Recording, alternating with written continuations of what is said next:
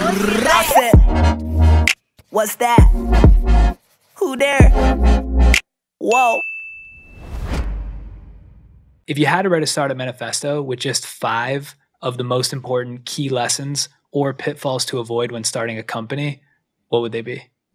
When I think about building a company, I think the first and probably the most important thing that I would tell people is, there's versions of this question, but what is so unique about your company, right? What is the uniqueness of your company, and how can you, as an entrepreneur, lean hard into it?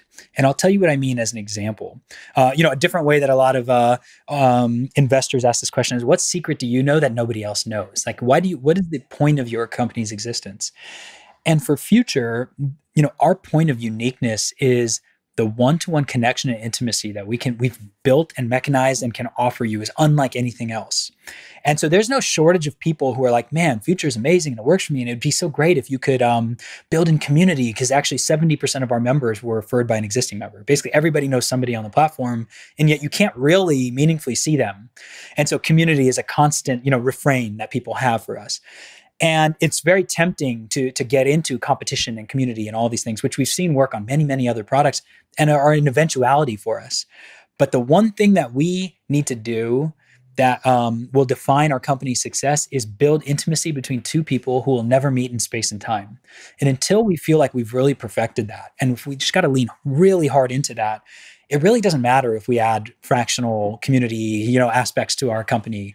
And so the first thing that I look for in companies I invest in, or when I'm building something, what is the one truly unique thing? And I think the constancy of connection between a coach and a client here is what's really interesting. And how do you just lean fully into that and do that in a way that nobody else could imagine or deliver on? So that, I think, one of the first things that comes to mind, number one. The second is, and we already talked about this at length, but it's building in phases and stages. Don't try to boil the ocean. I think one of the really important things for a company is to understand which decision, which thing, aspect of your company, if you can solve today, will unlock,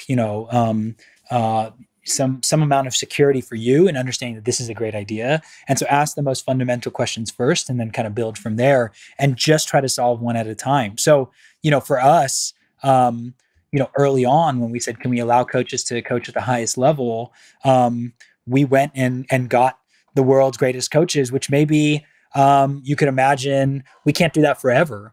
But we realized if we try to solve too many problems of scalability and so on and so forth, we're going to get really caught up and in our own way. So we started with the world's best. It turns out there's actually a lot of incredible coaches in this country, which we learned over time. But we started with the world's best and studied with them and worked with them, and then and continue to build in phases and stages like we talked about.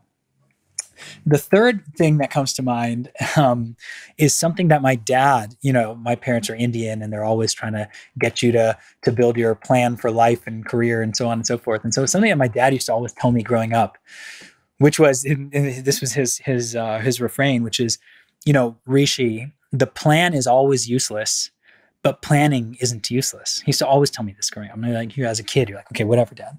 But I've come to learn that actually I value this so much that sometimes as an entrepreneur, you feel a little silly trying to make a 12-month plan or, frankly, a 5-year. Where is this company going to go? Because you're using this concept of false precision, and you don't actually know what your growth rate is going to be 4 years later or whatever. But it's an exercise in, what do I have to believe? Right? What do I need to believe for this to be interesting? And you kind of go down that path. And what it does, building that plan, almost certainly on day 2, after you've built that plan, you're going to learn some fact that means the entire plan is wrong and you're actually heading in this direction, or your growth rate is a fraction of what you thought, or whatever.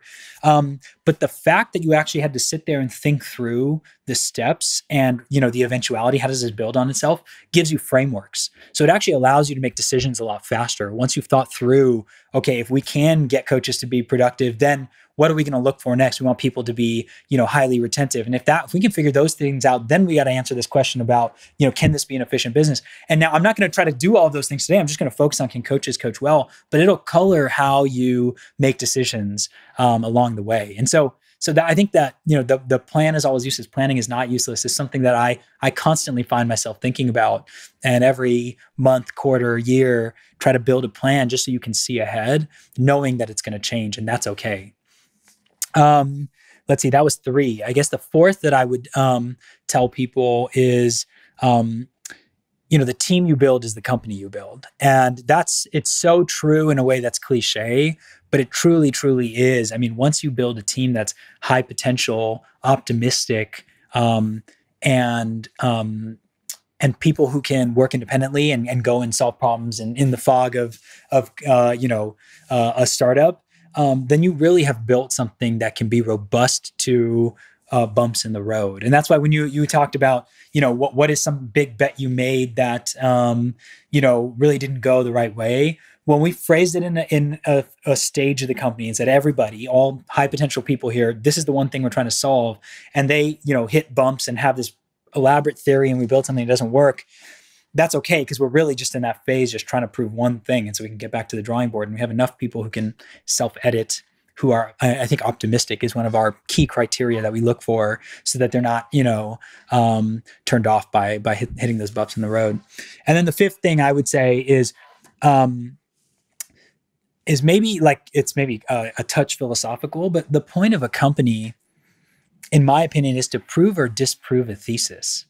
It's not to wander in the forest and wonder what should fitness look like in the 21st century and try this, a little bit of that. And it's, I think, in my experience, the greatest companies I've seen start with a thesis. This one-to-one connection is an unlock for people. What they really need is accountability, and their cognitive overhead is so high that we just need to do all that for them. And now that the form of that might take, different forms. Am I zooming into my workout with you? Is it asynchronous? Am I talking to you on a phone or a text message? And there might be different ways. What kind of coach do I need? And the finer points are kind of very ambiguous early on. But I think the experience of building a company, if you have a strong thesis, something you've thought through and believe, strongly in, and you go through the steps of building a high quality team that works honestly and hard and works to prove or disprove that thesis, you will only be better off. At the end of that process, you will only have either run it to ground and really done a great job of saying, look, this is actually it's not clear from the beginning. This is not a business that is long-term sustainable or exciting or high growth. Or you say there's actually a shred of truth in this, and it allows you then, even when things are going wrong, to really lean into it if you feel like you've proven your core thesis. And so maybe those are the 5 things that I would say resonate for me in building a company.